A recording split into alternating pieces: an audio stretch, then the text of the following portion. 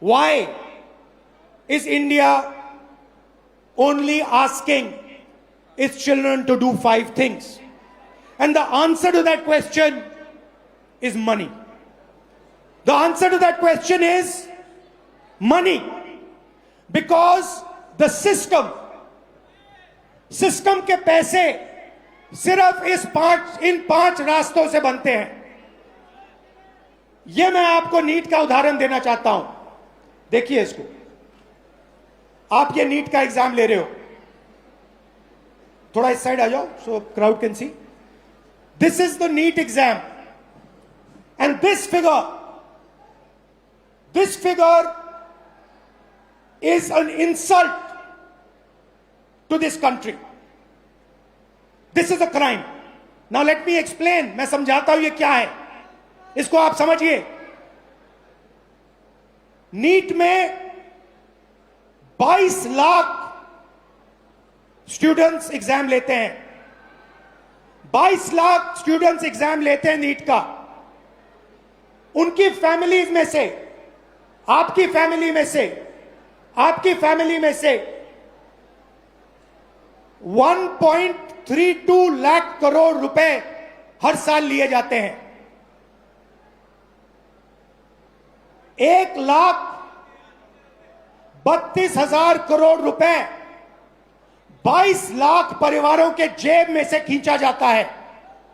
भाई और बहनों, जितना पैसा एक साल में ये 22 लाख लोग देते हैं, उतना ही पैसा हिंदुस्तान की सरकार अपने पूरे के पूरे एजुकेशन बजट में डालती है. 22 लाख लोग एक एग्जाम के लिए एक साल में उतना पैसा देते हैं जितना हिंदुस्तान की सरकार अपने पूरे के पूरे एजुकेशन बजट में डालती है. आप सोचिए इसके बारे में. बट बात यहां नहीं रुकती. बात इससे बहुत आगे जाती है. यह देखिए, 5 सबसे बड़े एग्जाम. यह आपका सपना है. यहां पे जो भी युवा आए हैं, यह आपका सपना है. SSC, UPSC, RRB, JEE, NEET. These are your dreams. 2 crore students take SSC. 5 lakh students UPSC. 3.58 crore students RRB. 15 lakh students JEE. 22 lakh students NEET. Most of the people who take these exams, most of them will not go through.